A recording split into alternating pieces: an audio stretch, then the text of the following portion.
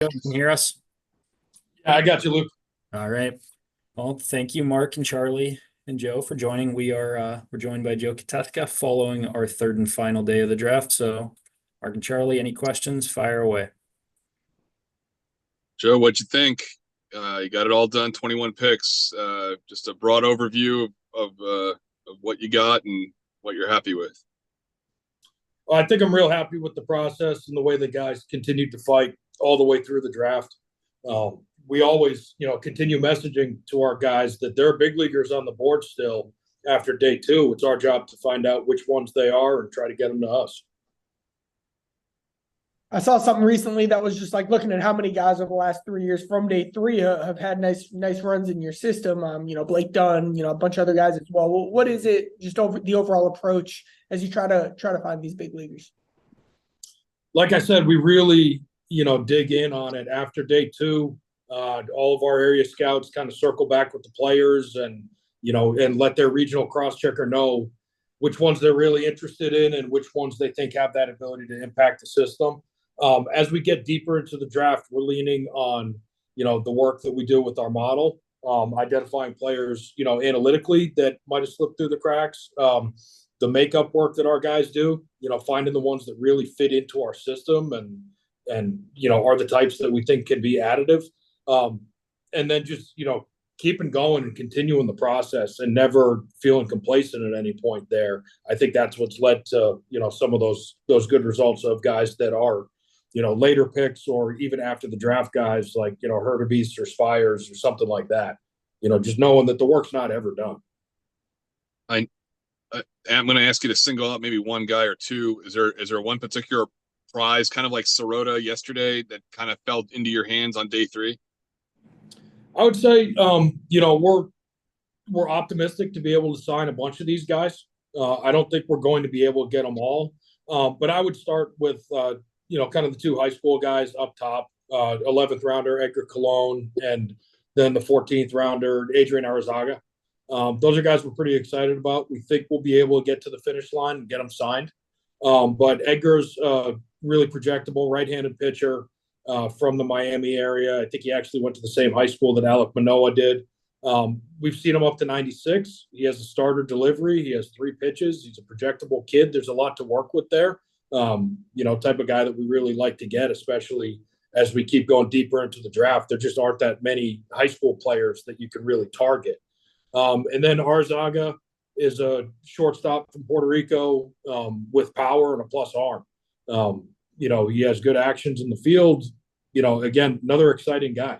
They were both committed to the University of Miami, so they'll probably try to fight us a little bit and get them on campus. But we're very optimistic that we can, come to an agreement on both players. With first time saying this, Arizaga, is that right? Arizaga, I believe, is how it's pronounced. With Arizaga, was he at any of the same pre-draft stuff you mentioned with Cassiano yesterday? You guys got a good chance to get him. What's it out? How much did you work with him in person? Adrian came up to Daytona Beach and worked out for us before the draft. Really good power for a high school kid.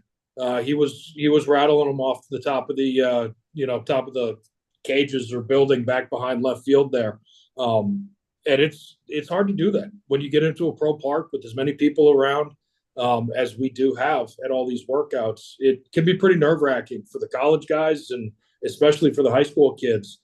So his ability to handle that and show what he can do out on the field was pretty impressive. I know this is probably no different than any other year, but just the idea that you guys got a few cold weather kids this year, both in the top of the draft and even I think a couple later on, even if they were like warm weather schools in college, they're from like Pennsylvania or things like that. What makes those kind of guys nice to find, especially if they pan out? Well, there's just usually some untapped upside on those guys because they haven't been playing year round from the time they're 6 years old. A lot of them, you just can't play baseball all year, so they're playing other sports. They're developing their athleticism in different ways. So with pro instruction, there's a little bit more in front of them than there is with guys from other parts of the country at times. With also, go ahead. With Owen Pate, when you drafted him, like the draft tracker didn't even have any information on him. Kind of how'd you guys find him and what's his background? Great job by our area scout, Alec Benavides, who's the first-year scout up in the Pacific Northwest. He got onto him, and it's interesting. He's a 6'6", really projectable right-handed pitcher that we've seen up to 92, and he can spin a slider. As it stands right now, I think he's probably going to be a draft and follow type of player. Like we had a number of those last year, and we were able to sign JP Ortiz and Drew Pesca as draft and follows before this year's draft. There's a chance we're able to sign him, in this signing period, but he's committed to a junior college in the States and is planning on going through that route. So, if it doesn't work that we can sign him right now, we will have the opportunity to watch him all next year and see, what his path looks like. I guess my last question is Jalen Hairston related to Scott or Jerry? He is not. To the best of my understanding, he is not. He's about the only Hairston that's come through pro ball that isn't, whatever that is, 7th generation big leaguer or something. The entire family there has played. He looks a hell of a lot like Jerry. He does. We kind of assumed it, and I don't. Maybe there is a connection that I don't know about, but I don't think so. Okay, good to know. I had two more questions. First, with the position players, any top tools with any of these guys on this day? So Anthony Steffen, we really think he can hit. It's a tough lineup to crack at UVA, so he wasn't a starter all year. But when we saw him, we really liked the bat profile there. I touched on Arzaga a decent amount. I guess you only drafted 3 today. My bad. Yeah, exactly. And then Hairston, it's the hit tool. He has a plus arm. He played in right field previously. He was at third base this year in Manatee. And there's a lot of projection to him going forward. And then seems like maybe more relievers than usual. True relief pitching experience. Was that the case? Yeah, it ended up that a bunch of the guys we have, that's been their primary role.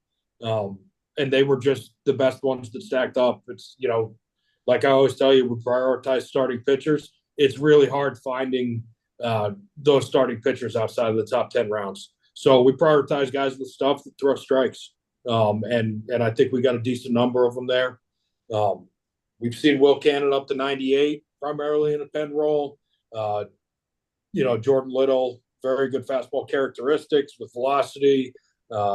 Jimmy Romano he's a converted shortstop that got on the mound and still has a decent amount of projection left to his body, and also the development just being not a guy who has developed his whole career as a pitcher. So we see some upside there. And same thing with Hodgson, power arm relief profile. So a bunch of interesting ones there that we'll see what can happen. And we've had success with some of those guys that have been primary college relievers that we can develop. I actually follow up on that. Sorry. Are any of those guys being looked at as possible starters, even though they were relievers? There are a couple of them. Or are you going to stick with relieving? I think, in all likelihood, this summer, it would be a situation with, where the Arizona Summer League schedule went, how it got moved up, that we're dealing with the bridge season, and then instructs for most of these guys pitching. I would think that they'll probably continue in reliever or short burst starters. You don't really have openers at the minor league level, but, guys that get on that sort of, workload, but aren't expected to go deep into games. It wouldn't surprise me if some of these guys filtered into that.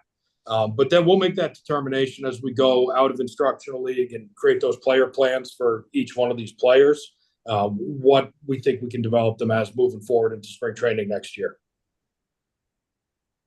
All good, guys? Yes, thank you so much.